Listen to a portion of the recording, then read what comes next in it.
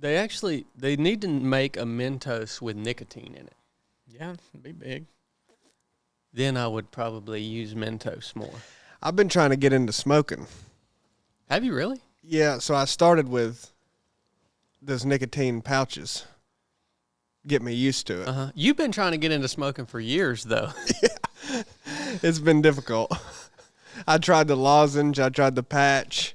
Well, he's trying everything he can because he doesn't want to smoke because then he can't say he's never smoked. No, I tried you remember all that. he got that cigar out in Utah, and he was like, "Oh, we're all going to smoke it when we get to the top," and then he just didn't. And I didn't say we're all because you didn't even get one. Well, you were talking about you and Chad. Yeah. That was one of our most epic moments when we went into that cigar shop, and you were hold on, no, we were acting like we were Chili's bodyguard. Yeah. We've done that twice, by the way. In Salt Lake City. And we did all get cigars. And James and I, we went back up the mountain after the course was over, and we did a mule deer hunt, which, by the way, we're planning on going back there this summer. We should probably go ahead and apply for some mule deer tags and just bring our bows up there and hunt while we're up there, because it's like a 90% chance that you're going to draw the tag for that specific wilderness area, because nobody goes up there and hunts. It's so hard to get to. So we can go up there and, Blake, you need to put that on the calendar. James and I went back up there. The marijuana dealer? James? Yeah, James Ward. No. The guy that sells my wife marijuana in my dreams. Oh, wow. And we had those cigars, and that was the most spectacular part of that hunt. When I would come in from hunting at lunchtime, I would light that cigar up, and I would take a few puffs off of it.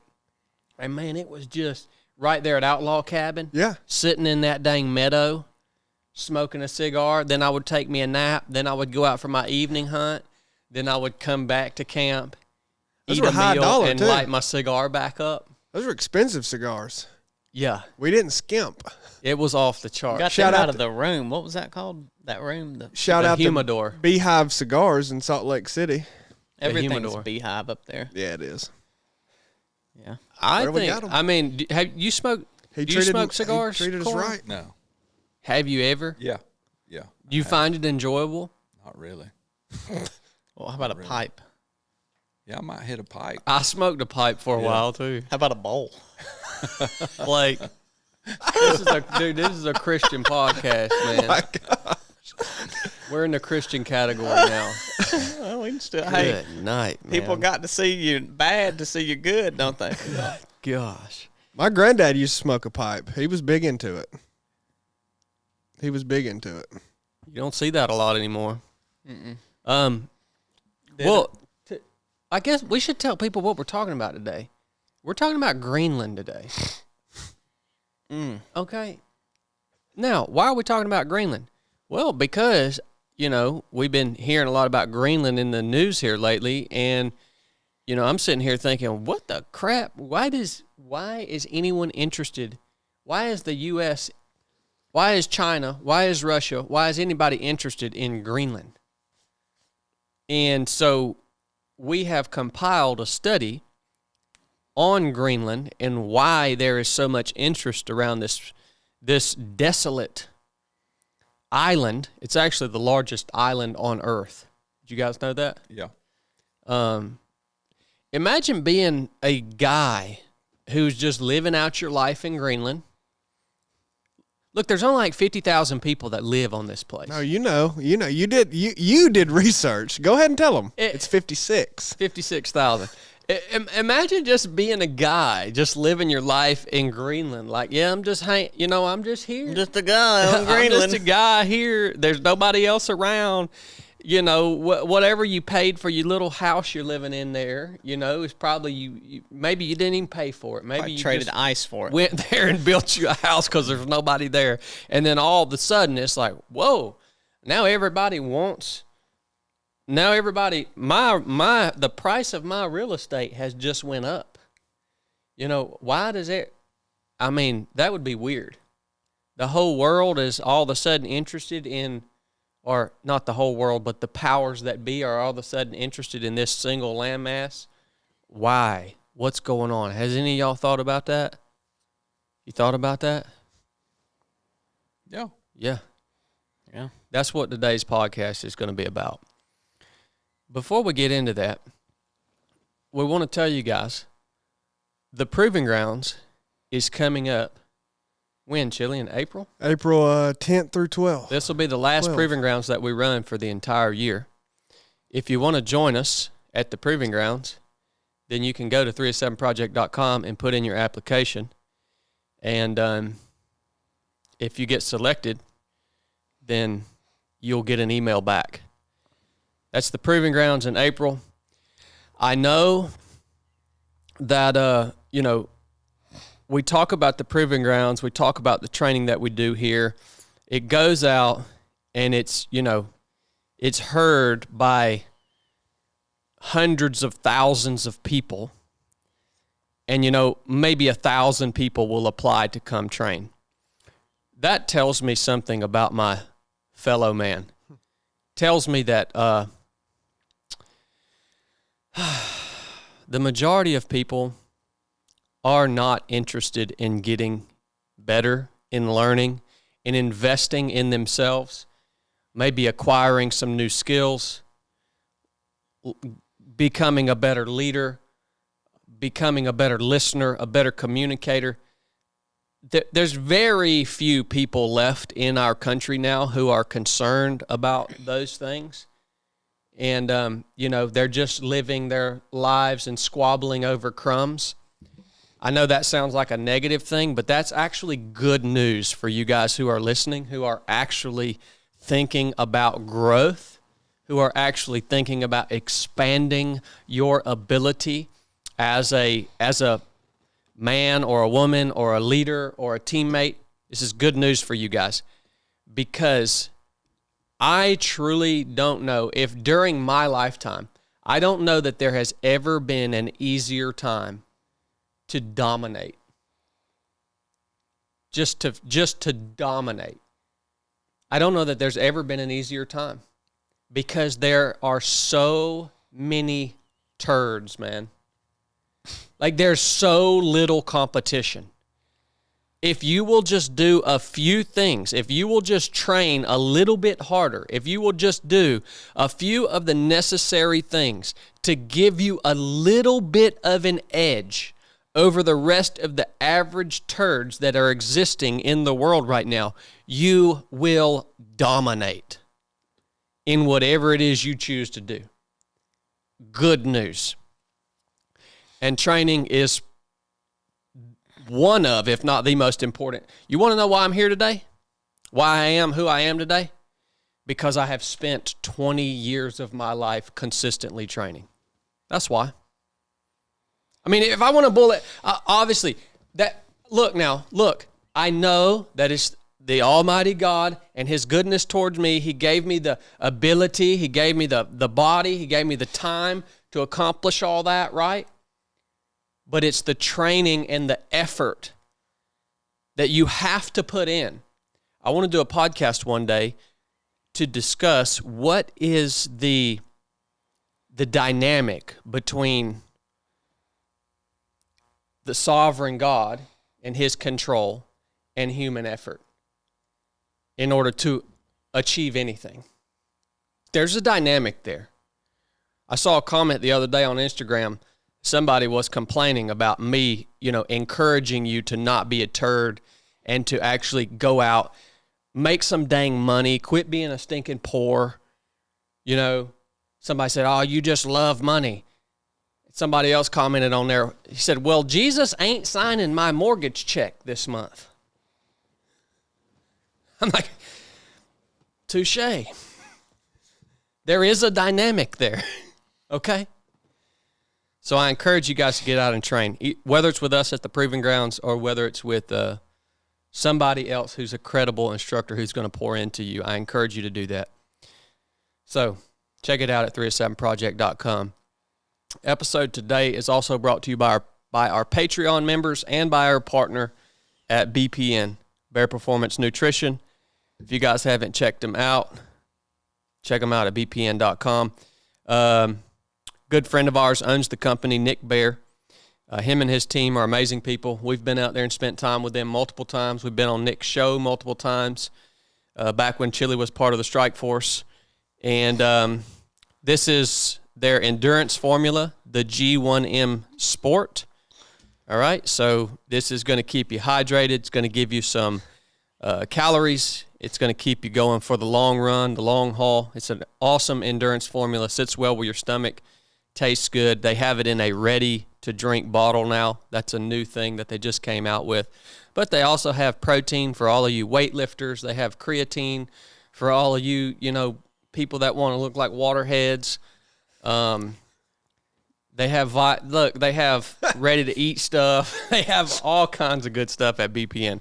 Christian-owned company. We'll be having, Lord willing, Nick on the podcast to share his testimony in the coming months. So thank you, BPN, for making this episode possible. All right, boys. So Greenland. Waterhead. Icehead. Isn't that what creatine does, though? Doesn't it just, fill your muscles up with water? Yeah, pretty much. I mean, pretty much. It's a good thing to have, if you're low on it. I've seen all of a sudden all these new studies out about creatine that talk about how it also helps with sleep deprivation and all this other stuff if you take it in large amounts. Yeah, has mental. I don't know. I started taking creatine a while back, and I got a stinking blood clot. Well, I started having irregular heartbeats. That's not why you had a blood clot. So I don't know that I can recommend creatine. My wife takes it, and my wife actually will only use the BPN creatine because it's a specific. They use Creapure or whatever. Yep. It's good. Yep. Yeah, I mean that's the only creatine that she'll take. She specifically, even before we were partnered with BPN, that's the one she wanted. First thing I want to talk about with Greenland is we've talked about this on the show before. Let's acknowledge that the powers that be, they'll drop little mentions of things. All right, you guys know how Donald Trump just kind of started with just a mention about maybe taking Greenland. He also mentioned taking Canada. Yeah. These leaders, well, I believe they're all evil people. They will just mention things, and they do it in a way that is strategic. What they are doing is they are acclimating the public to this new idea. You see how we've already become acclimated to the idea of taking Greenland? You remember when the first time you heard about it? The first time Donald Trump maybe mentioned it, you were like, what the crap is he even talking about? That's not part of the U.S. That's a ridiculous thing that he mentions taking Canada. When they mention things like that, they are showing you their future intentions. But they have to just mention it first to get the public's mind acclimated to whatever their agenda is. So that being said, I also do believe that it is a real possibility that at some point the U.S. will also absorb Canada. I do believe that is a real agenda that the U.S. has. Hollywood does this same thing. Mm-hmm. Yeah, pre-programming. Yeah, there's something called a limited hangout where you will. That's not really what you're talking about. But limited hangout is more of where you'll release some information, a part of information to, about real future plans and intentions that, can confuse people and lead them astray, but also acclimate them. And that's not really what I would call this, but the Trump thing is more of a pure Hollywood style, pre-programming acclimation, a customization to the idea, right? I mean, it's something that is going to happen, if at all possible, right? And you kind of have to gauge public opinion on the matter. Let them sit on it a bit. Yeah, I mean, yeah, Hollywood is big. I mean, that's a huge tool for, Hollywood's obviously a propaganda mechanism to the masses, but it also is it reveals a lot of government intentions years before they happen, and technologies years before they happen. I mean, we've seen movies from the 80s display technology that we haven't seen realized in real life until now. But the producers of those films didn't just guess. Mm-hmm. You know what I mean? They knew what was coming. Yeah. They knew what was already in the works, or maybe even already developed, but not going to be publicly known yet. How long was it since it was first mentioned, the U.S. potentially taking Greenland? How long has that been? Well, if you want me to talk about Greenland, buddy, we're gonna go in a whole different direction. I'm gonna kick it over and to it's you gonna take me a eventually, long. You're gonna have to stick with me because it's a long. It's like the Trump thing. He talks about how he weaves in and out. You just got to stick with him. He'll come back to it, but you got to stick with him. So Chile doesn't think. But I will say the first that I know about it is in World War II. Harry Truman tried to buy Greenland with $100 million worth of gold, and they told him no. So right now, I guess we should establish the fact that Greenland is owned by Denmark. Yeah. What the crap is Denmark?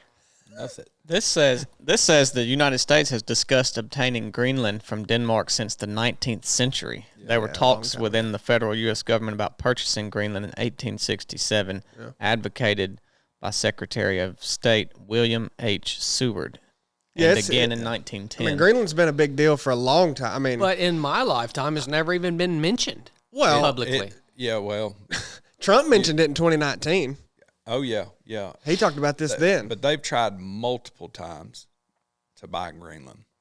I mean, it's in the tens, 15, 16 times. The World War II history is really where to start. I mean, you can start before that. We occupied Greenland when Nazi Germany took over Denmark, so they couldn't go there. We defended the island, right? Yeah. So we occupied, and then when it was over, we was still there. And Denmark was like, we really don't want you here, but okay, y'all can stay. And then NATO come up. So Denmark, NATO became formed. Right. It wasn't a thing. So Denmark joined NATO, and then we signed a treaty with them that allow us to have, at that time, I think it was 5 or 6 bases.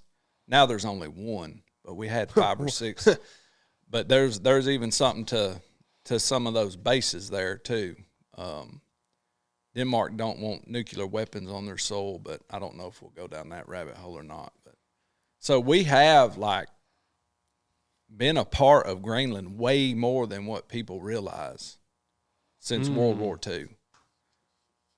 Way more than what they realize. Okay. Yeah. Well, me and Corn, we're more along the lines of why when we ask ourselves this question, why Greenland? Me and Corn are more along the lines of thinking about it in terms of militarily strategic location. We think about the rare earth elements that are under the ground in Greenland, why the U.S. would want those specific rare earth elements that are apparently there in large amounts and what those can be used for. Seems to make sense. But Chile over here, he apparently thinks that it's neither one of those things. He put his full hat on when he did this No, stuff. that it's something totally different. But I can logically dispel both of those arguments. Okay, well, that's what you're being told is the reason. Yeah, that's all you find online, yeah. Yeah. So go over some stats real quick. This island, largest island in the world, is the 12th largest country. It's covered, 80% of it is covered in ice. Yeah. All right? It's roughly the size. Should be called Iceland. Yeah, it's kind of weird, isn't it? Do you know the history about that? No, I don't. Eric the murderer. Uh-huh. Yeah. Yeah. What's up with that? Is a trick. Iceland and Greenland, it was literally a trick in the name. Yeah. Like, you may know more. Eric, the murderer, got sent there. Who is that? He got banished from Iceland. I don't Viking. really know the big history on him. But What more do you need? Eric the murderer. yeah, he got banished to Greenland, and he wanted to help populate Greenland. Yeah. So he called it Greenland, and it's like, hey, To make it more attractive. this place is nice, son. Are you serious? And he Yeah, called because it- they were all used. They was like, well, I mean, Iceland's green. He's like, oh, you think Iceland's green? Greenland's where it's at. Are you son. serious, dude? Yeah, Iceland is a cool country. It's not just covered in ice. Like, yeah. From what I know, not completely. Not as much as Greenland. So people would roll up there, and he'd be like, "Psych!" but you're here now. You done Bubba. got that long journey. You ain't going back. That's right. Is roughly 3 times the size of Texas. Yeah. For you guys that are thinking about trying to fit this into your mind. That's a wild story about the name. I will tell you, it is a beautiful landscape. So I have a good friend, Scott Worthington, who's been up there twice and done some kayaking around there. Unbelievable landscape. I mean, the water is crystal clear and all this marine life. And I actually just watched a documentary film of Alex Honnold going and climbing a big rock there in Greenland. And nuts. got watched that film and their traverse, and it's a beautiful landscape. Would be an amazing place to go visit. I do ultimately hope the U.S. gets Greenland just so that it makes it easier for me to go there and visit. Polar bears in Greenland will kill you. You're actually required, if you are backpacking in Greenland, you are required to carry a shotgun by law. A shotgun? A shotgun. Or I guess a firearm, but that's what everybody carries is a shotgun. Yeah. So Scott Worthington was kayaking with a shotgun around Greenland. Like Scott Worthington's going to hit anything with a shotgun. You know what I'm saying? Yeah. Did he see any polar bears? He did not. Oh, no, he may have seen one. But apparently a polar bear is the only animal that will actually hunt you. Yeah. As a human being, they will follow you and hunt you for multiple days. If we get Greenland, it's going to be on. It's We gonna going be on a big. polar Yes, bear hunt. I I bet a should. grizzly would too, would it not? No. No, a polar bear is apparently the it's only hungry one. enough. The grizzly attacks, they attribute them more to just the bears being old and hungry, whereas a polar bear is hunting you Out of not meanness. because he's old or hungry, but because he sees you as something that he wants to go hunting after, right? I don't know what other animals are in Greenland, but I'm hoping that if we do get this country, it's going to open up some hunting opportunities for us here. Yeah, we're going to go up there and It's hunt gonna them. be big. Natural resources: zinc, lead, iron ore, coal, molybdenum, Molybdenum. Molly B did Look at that list. It don't even talk about cryolite. gold, platinum, uranium, copper, nickel, rare earth minerals, hydropower, and possibly oil or gas. I did read somewhere. Oh, what is that? Look, man. There's that molybdenum, whatever you call it, Chili. It's used to strengthen steel alloys for high-strength applications in aerospace, defense, and construction. So there we see a mineral that is rich in Greenland. They don't even have silver. It don't even talk about cryolite. That list left off. Well, cryolite. look at this right here. They got rid of all Natural that resources. In Greenland, the largest island on Earth, possesses some of the richest stores of natural resources anywhere in the world. Okay, that ought to peak. That ought to. Now, Chile says it has nothing to do with this. It doesn't. Okay, these include raw materials, resources such as lithium, and rare earth elements that are essential for green technologies, That's why it's Greenland. and whose production and sustainability are highly sensitive, plus other valuable minerals and metals. Okay. These resources are deep under the ice. Yeah, it'd and- also be hard to get to. Yeah, they're going to be hard to get to, and they may be these rare earth elements that can be used to manufacture batteries and electrical components essential for the global energy transition, okay? Maybe among the largest deposits by volume in the world on this island right here. And Chile don't think this has nothing to do with the U.S. wanting Greenland. Well, it has to do with Praxis wanting Greenland, which is why the U.S. wants Greenland. So it does indirect. I'm aggravating you. It does have something to do with it. I don't even know what Praxis is. You're going to have to explain that to me and the listeners here in just a minute. So what do you think about this natural resource thing being do you think this is the main reason the U.S. is showing interest in capturing Greenland? I don't think the natural resources is the main reason. Yeah. You just think it's a bonus? Yeah, it's definitely a bonus.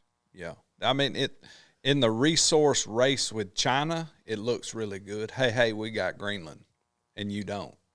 But I don't think it's the main reason. Is China and Russia also interested in capturing Greenland?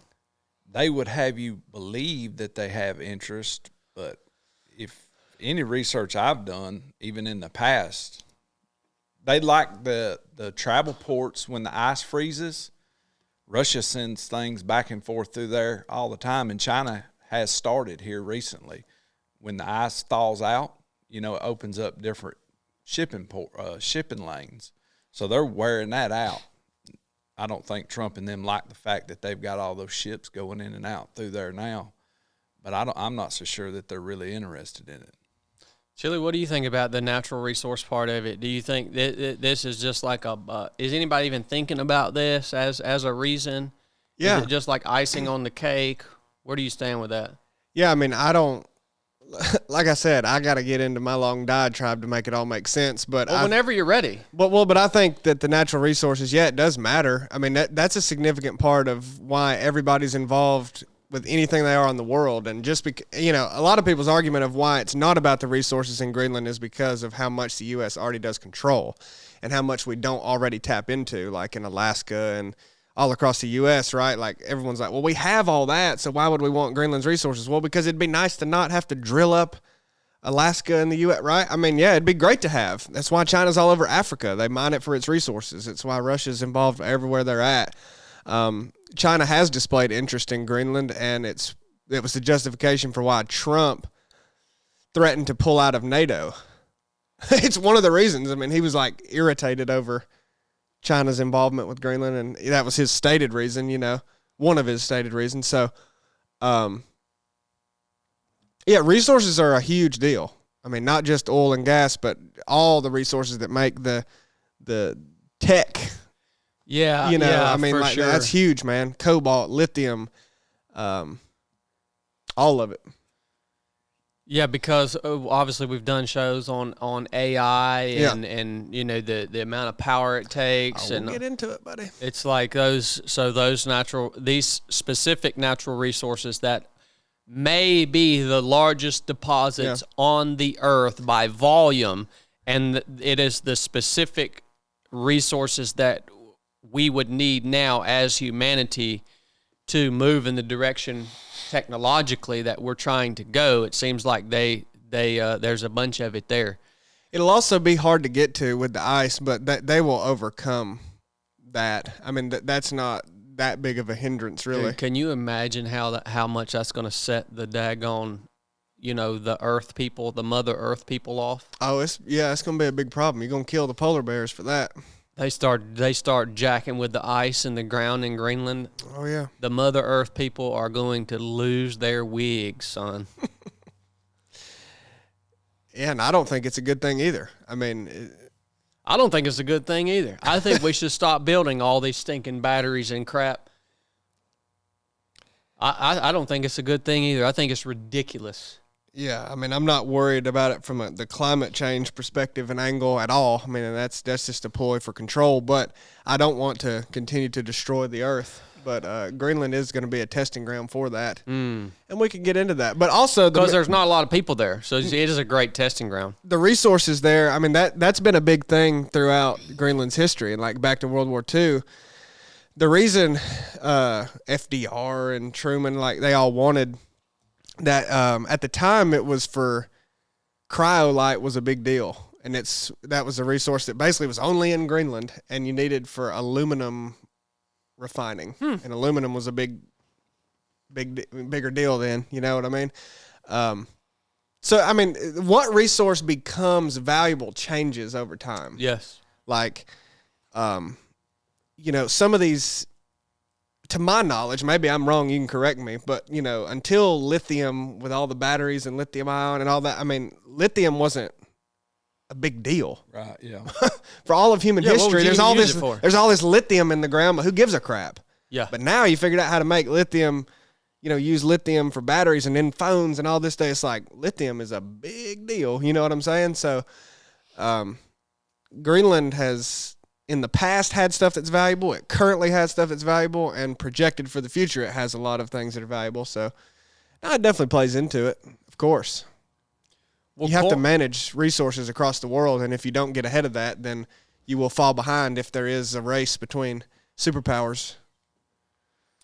Well, Corn, as a man who gets most of his information from Fox News, Wow. That's true, too. a man that lives in Chattooga County that gets most of his information from cable Fox News. Wow. What do you think the main reason is? Because you said natural resources isn't the main driver in this. Yeah, I think it's a military asset. Oh, my gosh. 100%. Strategic military location? Yeah. Okay, I thought this map was a good representation of the reason why. So if you look from the North Pole down, Russia really isn't all that far from us as what it appears to be. It's only 50-something miles from that far coast of Alaska. Right. And apparently there's some, the Bering Strait, and apparently there's some islands there between, to where, like, if you trace to those islands, it's only like a couple miles. Yeah. So taking Alaska away, you think the U.S. mainland.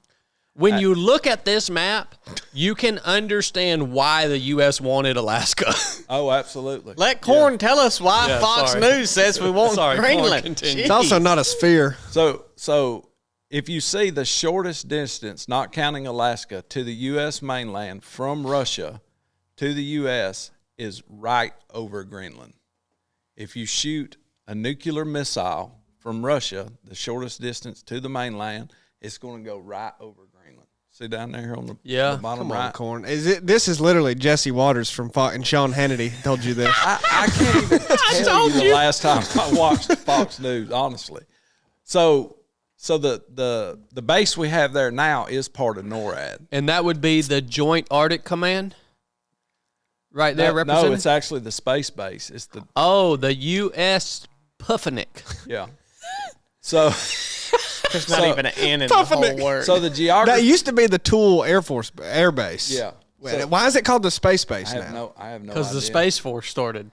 The terrain of Greenland is perfect for radar systems. It's perfect. It has just the right fall for the radar systems and everything. So you have part of NORAD's in Alaska, part of it's in Greenland, but there's also some in Yorkshire, in the UK. That's the 3 parts of NORAD. I didn't even see that NORAD. What the crap is NORAD? That's how you track Santa. That's the early nuclear attack from Russia defense system. On this map, is that represented by that blue line there? Yeah. Okay. Yeah. So that's the early detections that was established in the Cold War. So that's one reason we stayed in Greenland for so long during the first part of the Cold War, is to strengthen that system. We even flew out of Greenland, out of the air base. There was B-52 bombers.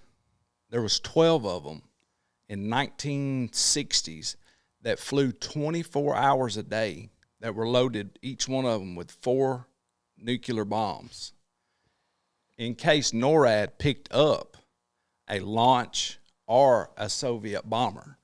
They constantly flew because they wanted to have an immediate counterstrike, because they said, well, if we get hit, we're dead.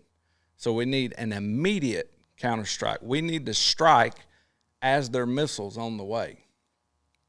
So the way that I understand the nuclear missiles, they would be at the highest point before they strike in the shortest distance above Greenland. That's where you want to hit one if you have the Golden Dome, is at its very highest point. So in order to detect it, you need Greenland in order to detect that. All right, Bill O'Reilly. Yeah. So if Russia ever launched a nuke at, let's say, the eastern seaboard, yeah, they're gonna launch it right over the top of the Earth. Yeah. And I see now, looking at this map that we're looking at is from Makes the world look flat. this map that we're looking at for you guys that are listening. It's from Al Jazeera, which is one of my favorite news sources, Al Jazeera. When I was It's Khabib's too. oh look, man. It is. It's one of my favorite news sources. I used to sit in the ready room when I was in North Africa. I would be sitting in the ready room, kitted out with all of my guns and my team, watching Al Jazeera as the streets of the area that we were in were filling up with people. And we were just waiting for them to come and attack us. That's why I love Al Jazeera, because I used to watch Al Jazeera all the time in North Africa, and I would get pumped. I'm sitting in there, dude, back then I was a dog, son. Back then I was a dog. Back then. You know, I was like, please come and attack us, because I'm about to get up on this rooftop, son, and you might kill me eventually, but I'm about to take out so many. I'm talking about we had bundles of loaded mags. We ought to. And we would stage them all throughout this area, dude, to where we would just be, we had it all set, dude. We had set up fortified positions on top of buildings. And so we're watching Al Jazeera in this little closet in the skiff. And we're just like, come on, man. Y'all need to keep getting angry at us Americans over here. Come on with it. Dang. That's why I love Al Jazeera. Don't be getting mean again. I'm gonna tell you, man. got to fight that. Look, man, I used to be a dog, and nowadays I don't want to have to get violent again. You're a cat. Yeah, I don't want to have to get violent again. But man, when you are in that mode, when you're just a young killer, look, you want to get violent all the time. Don't let me do that, Blake. Mm-mm. Don't let me go there again, man. Lord, save me from that. Okay, you just laid it out pretty good, Yeah. CB. So He's stuck in the 40s. In the 50s, in the 50s as well, there was an operation going on there called Project Iceworm. Have you heard of that? Yep. So You're stuck in the 50s. we built an underground base with the intentions of having a rail system underground, part of the pre-strike initiative if we, detected a nuclear missile or a bomber, that was going to tote these nuclear missiles underground by train and come up through the ice and shoot them at Russia. Well, we had a nuclear reactor down there that run that whole base. On Greenland. Yeah. Okay. On Greenland. Well, they learned that ice, that permafrost moves. And once they realized, hey, after a few years that the base wasn't withstanding the movement of the permafrost, it was starting to destroy it. They said, well, we got to get ready with, get rid of this. And that's why they, fortified all the silos on the mainland and whatnot and developed the missiles to be able to shoot from the mainland U.S. to Russia and so on and so forth. One of those B-52s actually crashed with the warheads on it in Greenland. Oh my gosh, Yeah, dude. but One of ours? Yeah, The U.S.? Yeah, Yeah, that was the first broken arrow incident. Dang. Okay, could you imagine being in a B-52 bomber loaded with 4 nuclear warheads Crash. when you realize this thing's going down? Yeah. Yeah, everyone actually in that, I think there were 7 crew members, and only one of them died. Yeah. I bet them jokers' buttholes was puckered up. Yeah. They all ejected. Yeah. Yeah. That would be rough, son. They parachuted out, you're saying? Yeah. What were you in your 20s back then? Yeah, in the 50s, yeah, I was 20-something. Yeah. Wow. So a lot has went on Greenland, and still is. Like, not just Trump, but the other administrations have been like, hey, Denmark, you have to strengthen your military presence. You have to strengthen this in Denmark. Trump made a joke the other week. He said, I told them to strengthen it up, and you know what they did? They sent 1 dog sled to Greenland. He said, and they thought that was good enough. They thought that Greenland has no military of its own. Yeah. Was that when Trump was speaking at the Davos group? I don't know when he said that. Because I know he spoke on this there. Yeah. Yeah, I mean, seriously, dude, Denmark? Like, seriously? Where the crap is even Denmark at? It's right there in bottom You see it right. Oh, I under see it. Norway, I see Sweden? it. What a piece of crap. I mean, seriously, look at it. It's white. Yeah, what a piece of crap Denmark It's is. a kingdom. How did Denmark even get to own Greenland? King Frederick. That's a little bit complicated. I don't know the full history about that. I figured you did, Corn. I mean, it goes back it used to be Norway had Greenland. Yeah. Right? I mean, it's been a thing for 1,000 years. You know, there's been people there forever. And the Vikings. And Norway had it and blah, blah, blah. World War II shuffled it around. I don't remember when Denmark really got, because they had it before World War II. Yeah. Yeah, they had it before. So I don't really know Yeah, I'm not sure. when and how they got it. World War II shuffled a lot of things around. Obviously, that's when NATO was formed. It's when the UN was formed. I mean, the UN came at it. Before that, it was the League of Nations, which FDR, I mean, We're going to get into that. International law. We should get into that, and international law and who gives that even authority and how that has nothing to do with nothing, basically.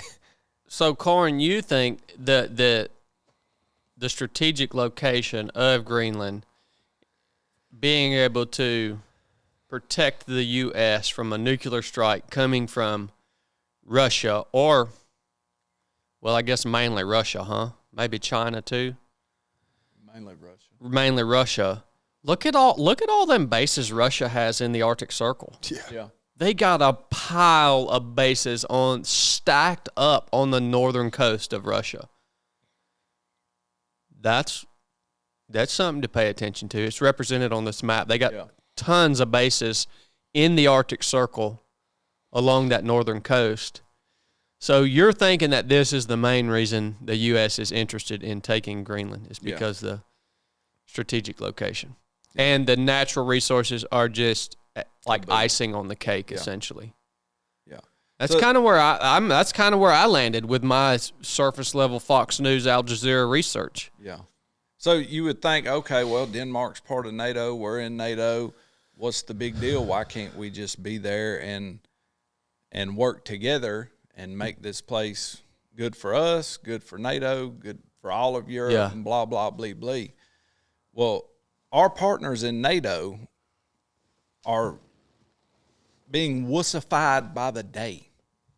They don't want to be strong. They don't want to appear strong.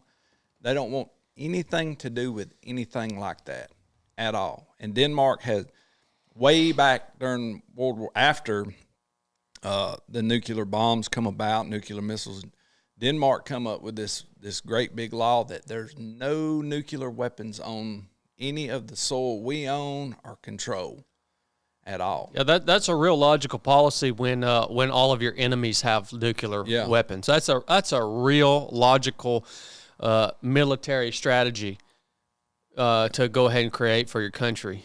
Yeah. Good. You know what? Talking about this, Denmark is a piece of crap. They have no right to even own Greenland. They have no right to even own Greenland after you told me that, Corn. That is stupid. Well, it is the U.S.'s fault that they owned Greenland. Now that is true. That predates World War II. It basically, I guess, was split between Norway and Denmark. Like, right, there was that, and the U.S. with the League of Nations voted in favor of Denmark. I'm not sure about all that. I'm not either, but yeah. And then, because, like, we got a deal out of it, the West Indies and all this, and then yeah. You got anything to add, Blake? You've just been sitting there like a lump. No, I agree with Corn. That's my research, just same as his. I watched Channel 2, but they're real close. You want me to tell you why it's not that? Yes, now we got it, because now we got to kick it over to Chili to hear about this. What is this group you were mentioning earlier? Oh, we'll get to that. Okay. You got to stick with me. From a logical standpoint, why I don't think it is just this pure military thing is we already have all the presence there that it's basically unabated. I mean, we can do whatever we want. In Greenland? Yes. After World War II, we made a deal, basically.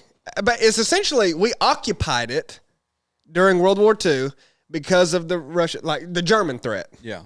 I mean, that broke international law.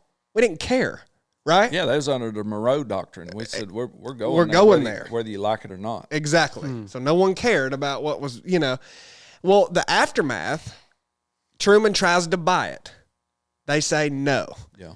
So basically, it's like, well, okay, we're gonna have to get something out of this. We're gonna have to work some kind of a deal. You don't want us there? And so they said, okay, yeah, you can have military access. You can put a base here. That grew in the years after the 1951 deal, and basically, we had a lot of military presence there. Yeah, we had 7 bases at that time. At least. Under a treaty, because we wasn't going to leave. By the way, at least, because a lot of this you don't even know about. Yeah, that's not counting Project Iceworm and all that. So I can't prove that we have a bunch of bases there that nobody knows about, but logic would lend itself to believe that, right? Mm. Anyway, we supposedly, this went away. Now it's mainly just the, whatever that is, the Tool Air Base. Huffnick. Reconverted, right? Yeah. Well, we have more than that there. And this is my opinion, right? Yeah. I mean, we have more of a presence there. We have the ability to do whatever we want militarily. What's Denmark going to do? Say no? Well, we already have an active air base there, and we have active military operation. What are they going to do? Say no? It provides security for them. Isn't that kind of like, didn't Trump come to Denmark and be like, hey, we're going to buy Greenland from you? And they were like, no.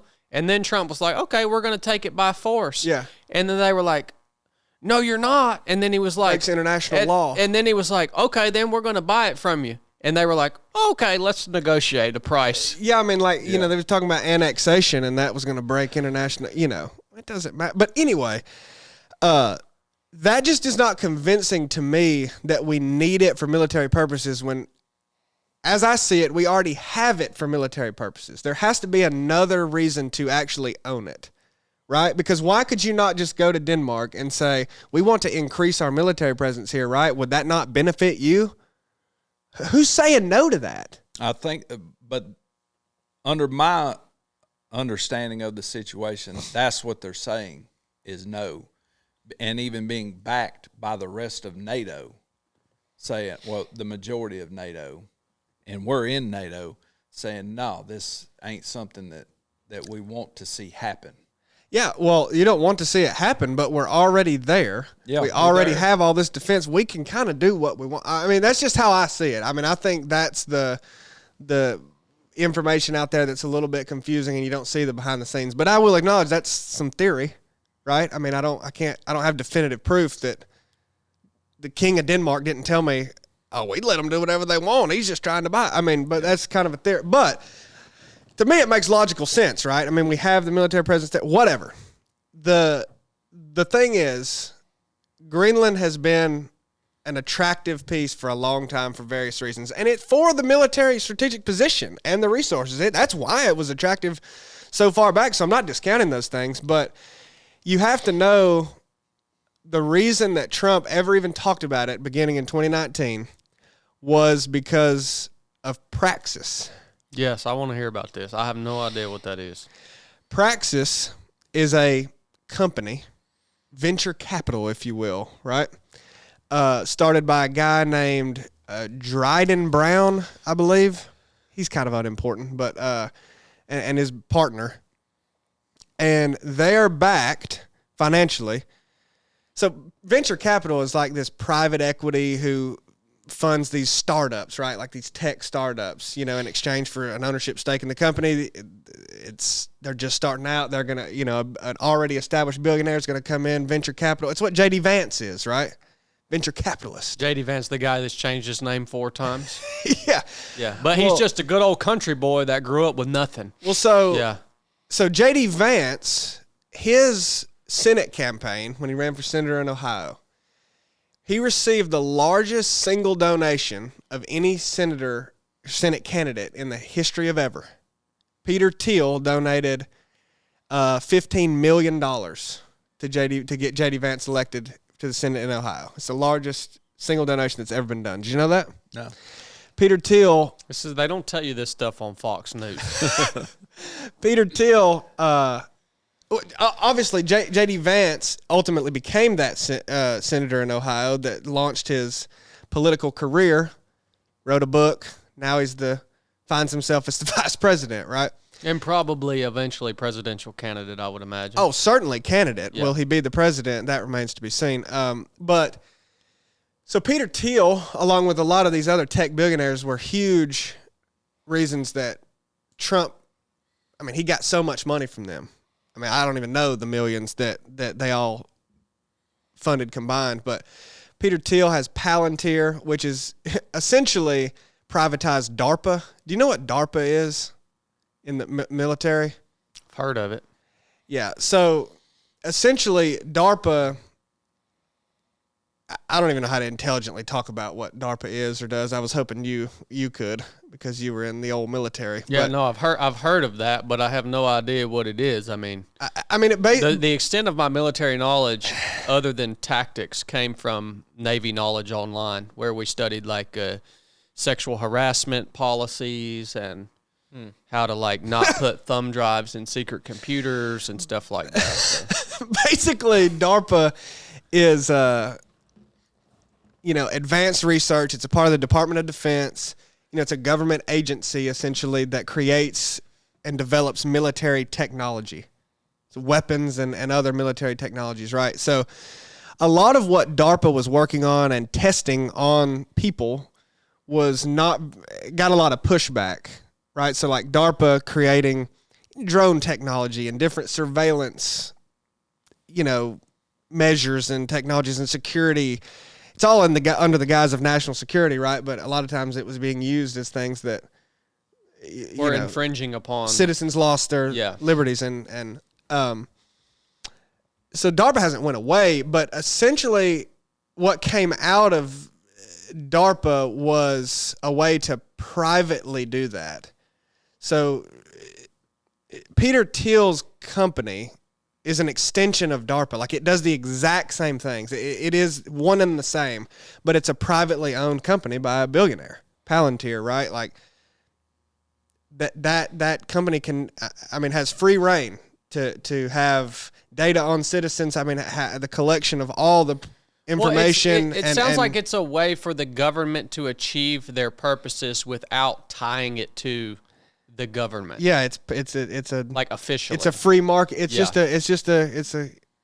a privately owned company. You know what I mean?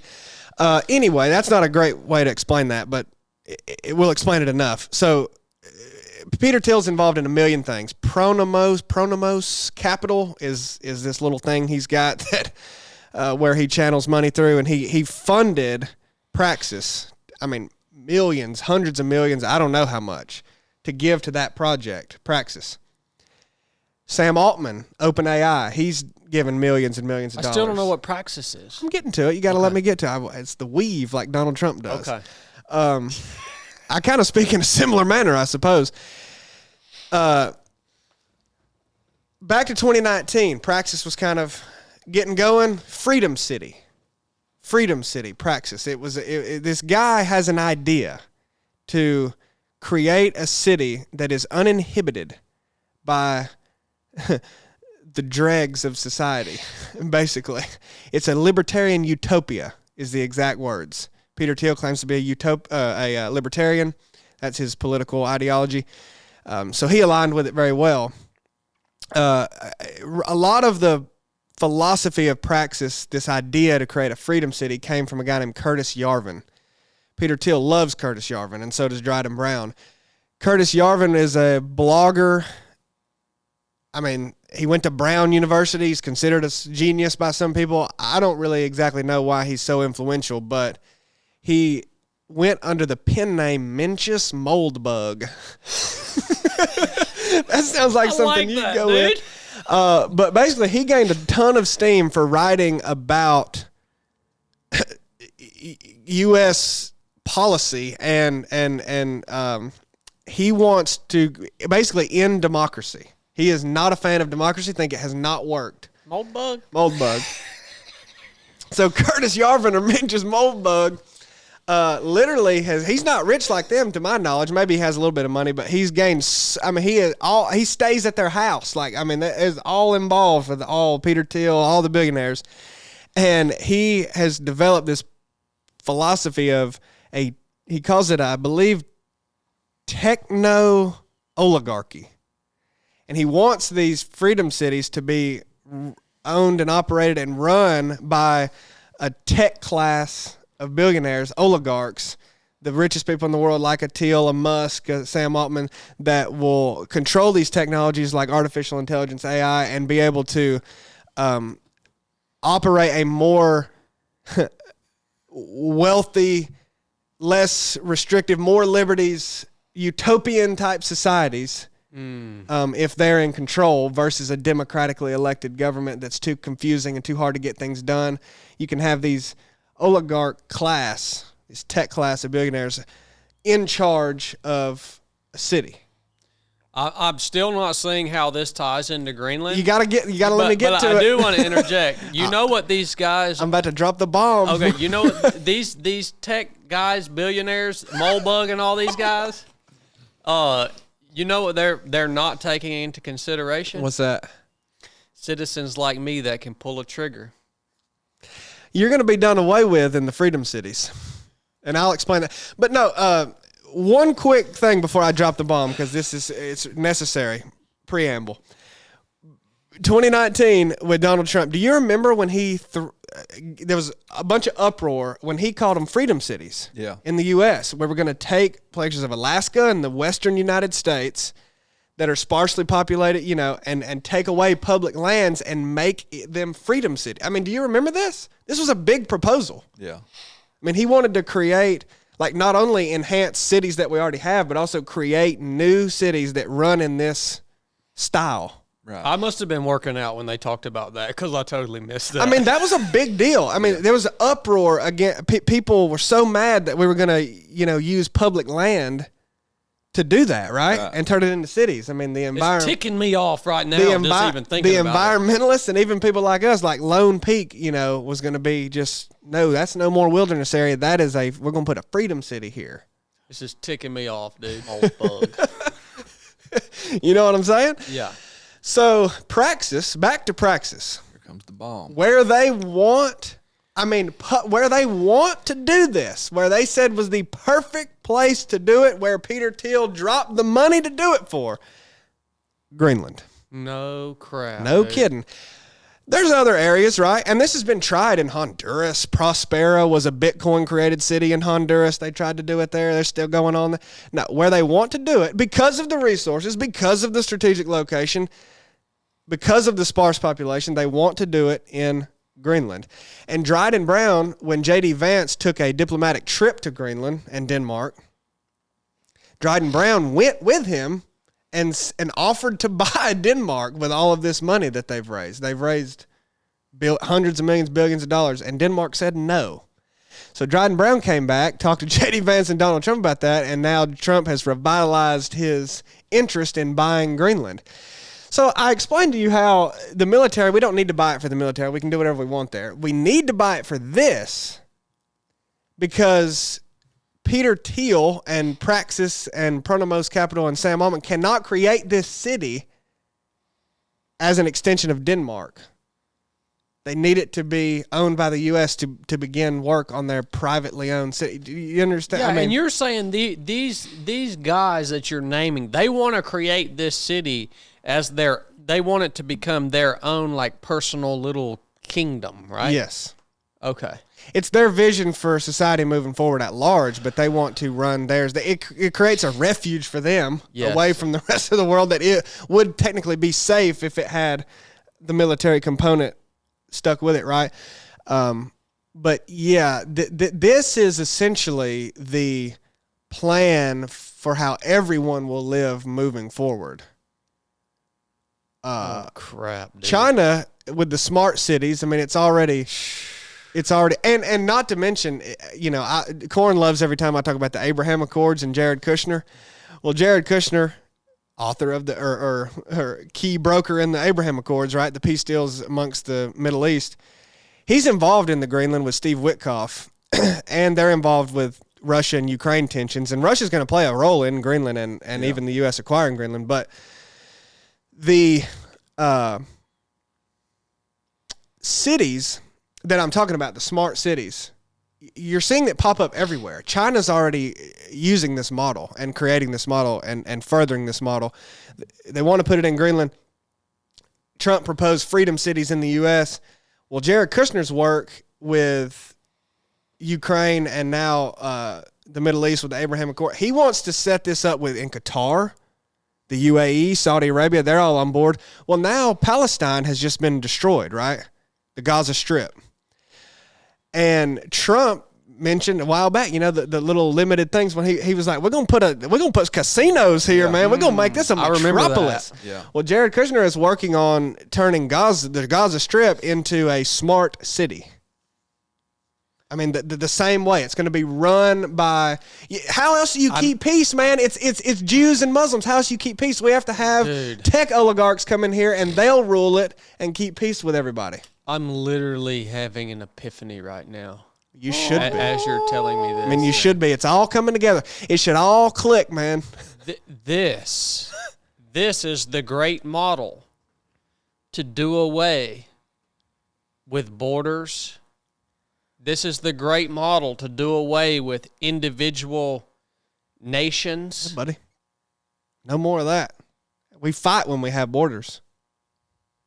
Oh, my gosh, Chili.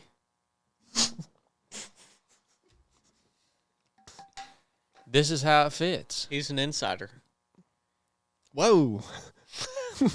So this is how it fits. Did I make any sense with that? Yeah. Greenland is they've named that as the place where they want this to be the testing grounds. Oh, it's gonna be. And that's why Trump even talked about. I mean, are you crazy, man? Trump don't know nothing about Greenland. He's just a dude. He's a casino riverboat captain, man. Like he don't know nothing. He runs pageants. He builds hotels. He's a guy. Are you kidding me, man? Anything he says, it's because someone told him about it. So these people in his ear who got him elected, who donated to his campaign, said, "Hey, we need Greenland, buddy. That's where we've decided this needs to be. So somehow you got to get the U.S. to get Greenland." So what does he do? He goes on the TV and says, "I think we might be getting Greenland, boys." And everyone goes, "Whoa, no, you ain't." And he says, "Oh, we're going to take it then." "No, you ain't doing that." "Okay, let's make a deal." "All right, let's make a deal." Yeah. Let's Didn't make take a deal. long either. Let's make a deal. We got money. Wow. We got military. Well, let's make a deal. Did this just blow your mind? No, it didn't blow. He thinks I'm crazy. No, I don't think you're crazy. I think he's Bill O'Reilly, and he thinks I'm a nut job. This is how I look at it.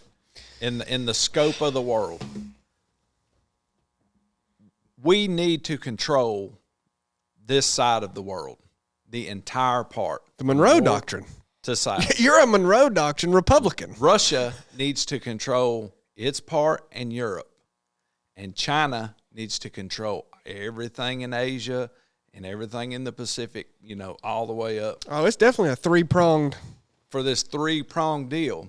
But you have to deter being killed. And the only way to deter being killed is to say, if you kill me, whether I die or not, you're going to die too. That's old. That's the old world, bud.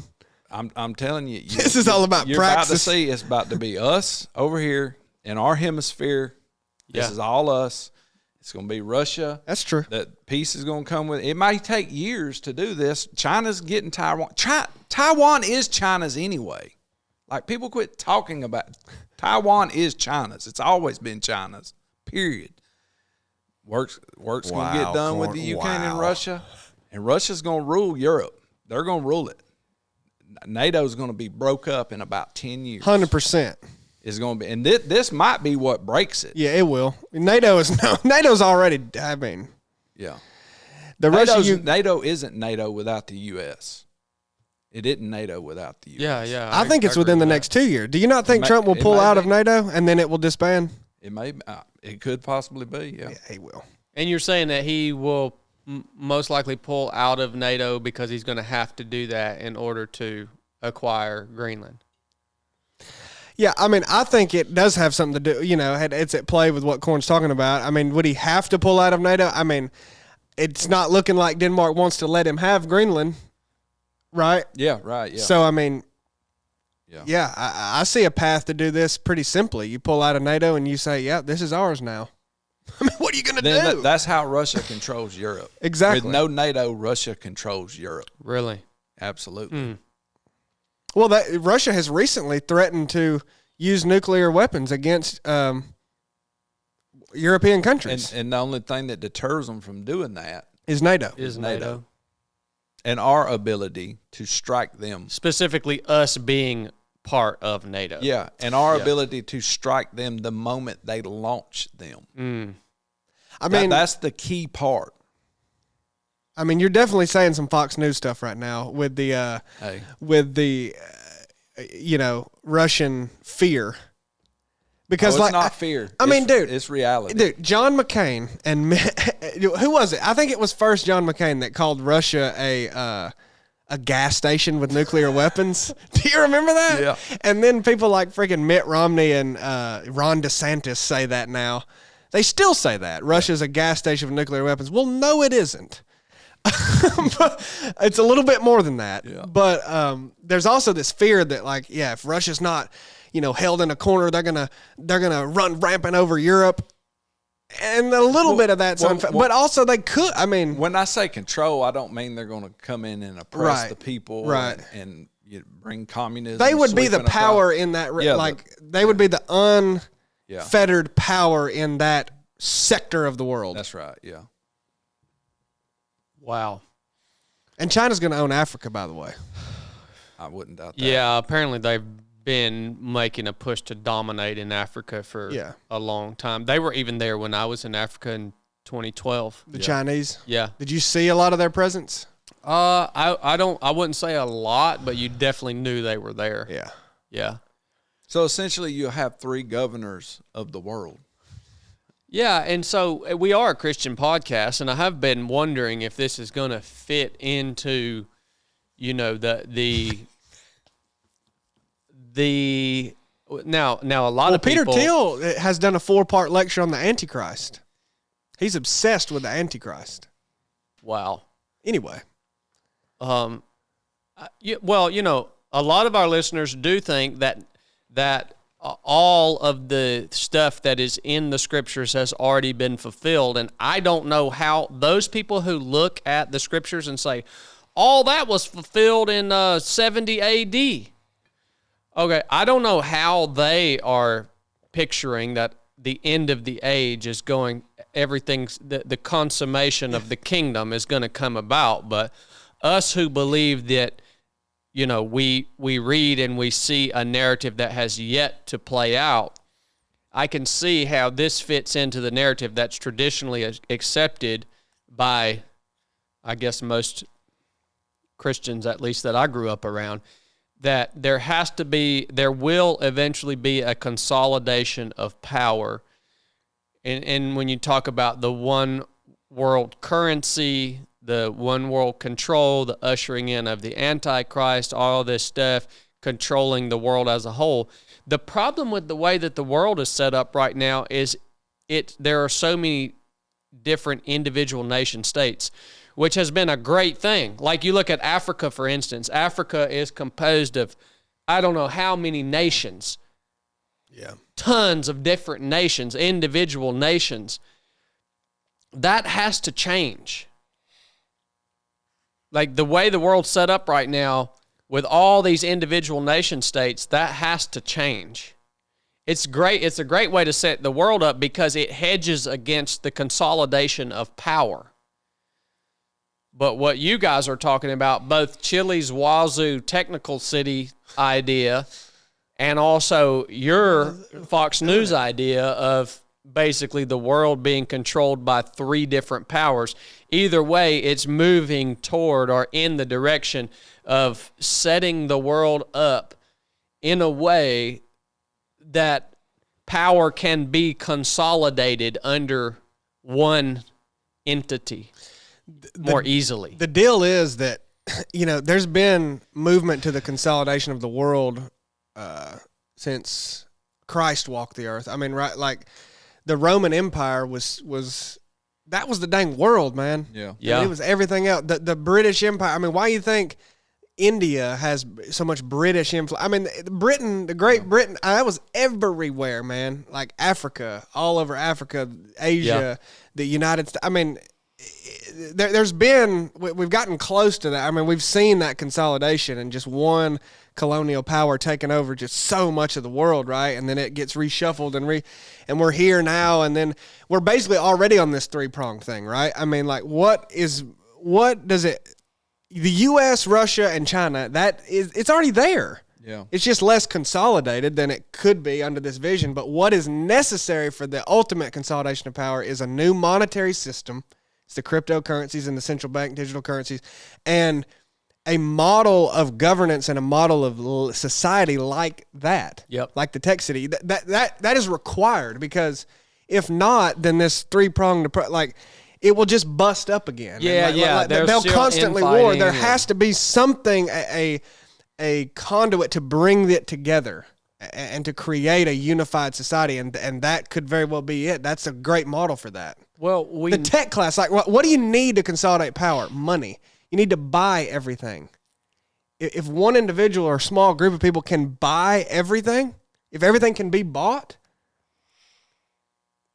then you can create this, right? You can unify everything. You can say this all falls under my umbrella. Like we have bought it all, right? Like that's why you need that money, because that sounds because good. How do you get people to give up power? You offer them money.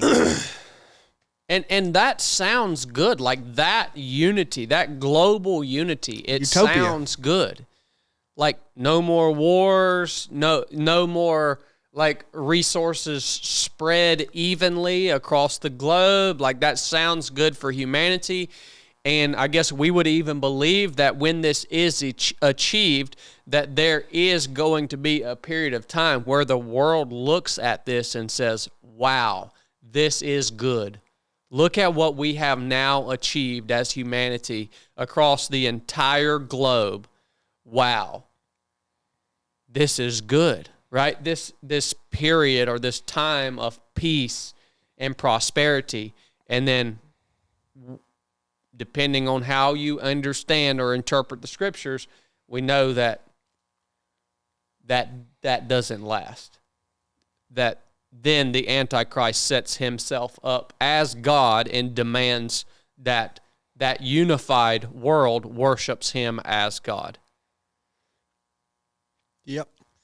We're moving that way, boys. What are we, about 5 years off?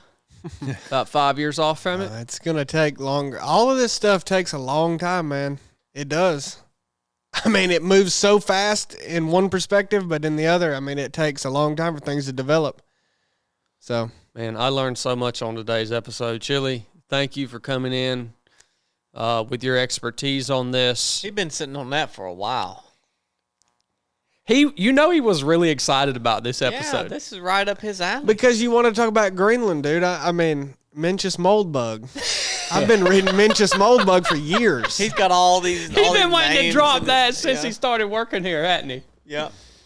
Good night. It is Till I tell him about Praxis. This has been going on for a long time. It is another thing to note. Even if you think what I'm talking about is full of crap and I don't know it, like the interest in Greenland goes back hundreds of years, and the talk about buying Greenland was started a decade ago with Trump even. So this ain't new. It just feels new to the public because that's when Fox told you about it. Curtis Minch's Mulebug been wanting Greenland for years. I'm to read some of his stuff. Dude, I'm going to go ahead and tell you what, man. I'm trying not to become a violent person, but when you tell me all this, Chili, about these people doing this stuff, man, it is really stirring. It is really stirring my warlord tendencies in my mind. But we can't win. You gonna be the warlord over Greenland? He's ready to turn on Al Jazeera and be ready. Yeah, that's why you've gotten like this. Al Jazeera's been up this whole podcast. He keeps seeing that logo and it just fires him up. Good night. You got anything to add on this, Blake? I think we figured it out. I mean, there's really nothing else to say about it. This is what's going on. We figured this out. We broke it here on the 307 podcast. You got anything to add? No, I can't add to that. Them boys did it. Okay. Corn, thank you for the effort. No problem, Bubba. Corn had a great theory. So nobody knows. Nobody knows. Look, I don't like this arbitrary stuff that nobody really knows. You don't know, you don't know, and you don't know. What we do is talk about it. I'm not saying I do know. I know. But mine's backed by history. Oh, gosh. No, you're in the past. Yours is the most reasonable. But you were alive in the 40s when this stuff was going on. Lord, Corn. No, yours is... I'm a Cold War baby. And that colors your whole philosophy. Cold War fear. Yeah. That's what Corn thinks. I'm just ready to hunt some polar bears. You're about to see Corn like this in the corner. Nuclear drill. No, Chad taught me all I got to do is watch Al Jazeera and I know what's up. Al Jazeera's #1 news source, for sure. Well, Blake, no wisdom, huh? Hey, I'm not adding to any of that. Okay. Well, if you guys learned something from the episode, drop us a comment if you're watching on YouTube. If you want to support us here at the podcast, check out BPN, join us on Patreon, come train with us at the Proving Grounds. Share the show with somebody. That's the easiest way that you can support the mission here at 307 Project if we provide value to you and said something that made you think, or maybe Chili taught you something today like he did me. Share the show with somebody. And we love y'all. We appreciate you for tuning in. That was big. Okay. That was big, okay? Enough said.